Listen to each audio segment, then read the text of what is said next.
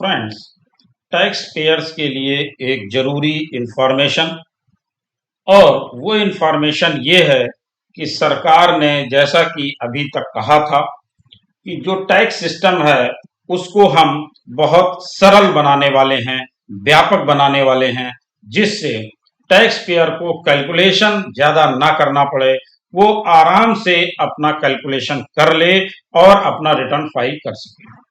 इसी दिशा में सरकार कुछ चीजें लेकर के आने वाली है। उन्हीं चीजों पर हम लोग डिस्कस करने वाले हैं कि जो सरकार इसको एक आसान टैक्स प्रक्रिया बनाने वाली है, उस आसान टैक्स प्रक्रिया में क्या क्या चीजें होने वाली हैं। जैसा कि आप देख पा रहे हैं, टैक्स पेयर्स के लिए जरूरी खबर, आपकी जेब पर पड़ेगा असर। तो आपकी जेब पर क्या असर पड़ने वाला है वो देखते हैं।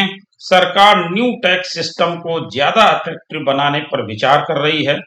सरकार पुराने टैक्स सिस्टम को धीरे धीरे खत्म करना चाहती है।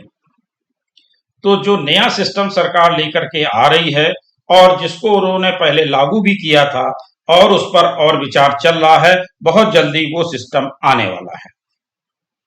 ये सिस्टम है वित्त वर्ष 2020-21 के लिए बजट पेश करते हुए वित्त मंत्री निर्मला सीतारमण ने न्यू टैक्स सिस्टम का ऐलान किया था। उसमें उन्होंने बताया था,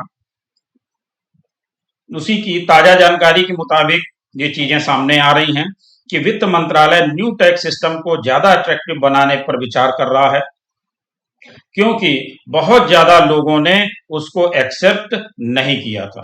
सरकार की योजना धीरे धीरे पुराने टैक्स सिस्टम को खत्म करने की है, जिसमें कई तरह की छूट और डिडक्शन का लाभ मिलता है। उसकी जगह पर इंडिविजुअल टैक्स पेयर्स के लिए बिना छूट वाला न्यू टैक्स सिस्टम का विकल्प होगा। नए सिस्टम किसी तरह की छूट नहीं होगी। तो आप लोगों को इसके विषय में पहले से मालूम भी है कि सरकार एक नया सिस्टम लेकर के आई थी जिसमें किसी तरह के कोई डिडक्शंस नहीं मिल रहे थे, लेकिन उसको बहुत ज्यादा लोगों ने प्रेफर नहीं किया, बहुत ज्यादा लोगों ने उसका लाभ नहीं लिया। इसीलिए सरकार इस पर दोबारा से विचार कर रही है। क्योंकि सरकार ने टैक्स सिस्टम को सिंपल करने का ऐलान किया था, तो उन्होंने उसी दिशा में अगला कदम बढ़ाया है। जितनी तरह की छूट मिल रही है उसे धीरे धीरे कम किया जाएगा और टैक्स रेट घटाया जाएगा। इसी विचार पर आगे बढ़ते हुए 2 साल पहले न्यू टैक्स सिस्टम को लागू किया था। इसमें छूट नहीं मिलती है, लेकिन टैक्स का रेट कम है। तो जो टैक्स का रेट कम है, उस वजह से सरकार ने ये विचार किया था कि लोग इसको ज्यादा से ज्यादा एक्सेप्ट करेंगे, लेकिन बहुत ज्यादा लोगों ने उस पर अपनी रुचि नहीं दिखाई। इसलिए सरकार उसको और अट्रैक्टिव बना करके लाने के विषय में विचार कर रही है। इसी संबंध में इन्होंने कारपोरेट टैक्स रेट का जो रेट ऑफ कट किया था, यानी टैक्स रेट को कम किया था, ये एक उनका पहला कदम था। जिसमें क्या था कि सितंबर 2019 में सरकार ने कारपोरेट टैक्स को 30% से घटाकर 22% पर कर दिया था। टैक्स सिस्टम को सिंपल करने की दिशा में उठाया गया पहला कदम था। उसके अगले साल न्यू टैक्स रिजीम को लॉन्च किया गया, जिसमें एग्जम्पशन और डिडक्शन का लाभ नहीं मिलता है, हालांकि इसमें टैक्स रेट कम रखा गया है। न्यू टैक्स रिजीम में कितनी कमाई पर कितना टैक्स लगता है, उसके बारे में बात कर लेते हैं। जो नए टैक्स सिस्टम का ऐलान 1 फरवरी 2020 को किया गया था, उसमें 2.5 लाख तक की इनकम पर किसी तरह का टैक्स नहीं लगता है और 2.5 लाख से 5 लाख तक की इनकम पर टैक्स रेट 5% है। कितना है? 5% है। और 5 लाख से लेकर के 7.5 लाख तक की इनकम पर टैक्स रेट 10% है। ये उन लोगों के लिए है जो न्यू टैक्स रिजीम में आ रहे हैं। जो पुरानी टैक्स रिजीम में हैं, उनके लिए टैक्स रेट अलग है, लेकिन उनको डिडक्शन का लाभ मिल रहा है, अभी भी मिल रहा है। सरकार ये चाहती है कि जो डिडक्शंस हैं वो सारे डिडक्शंस खत्म कर दिए जाएं, इसको एक आसान टैक्स सिस्टम बना दिया जाए, जिससे ये कैलकुलेशन की समस्या समाप्त हो, जिसमें जितना आपका इनकम है उस इनकम पर सीधे सीधे स्लैब रेट से आपको टैक्स कैलकुलेट करना होगा और टैक्स कैलकुलेट करके आपको डिपॉजिट करना है और अपना रिटर्न फाइल कर देना है। अभी जो लोग डिडक्शन लेते हैं, कई स्कीम्स का लाभ लेते हैं, कई तरह के डिडक्शंस हैं, जिसके लिए उनको कैलकुलेशन में दिक्कत होती है।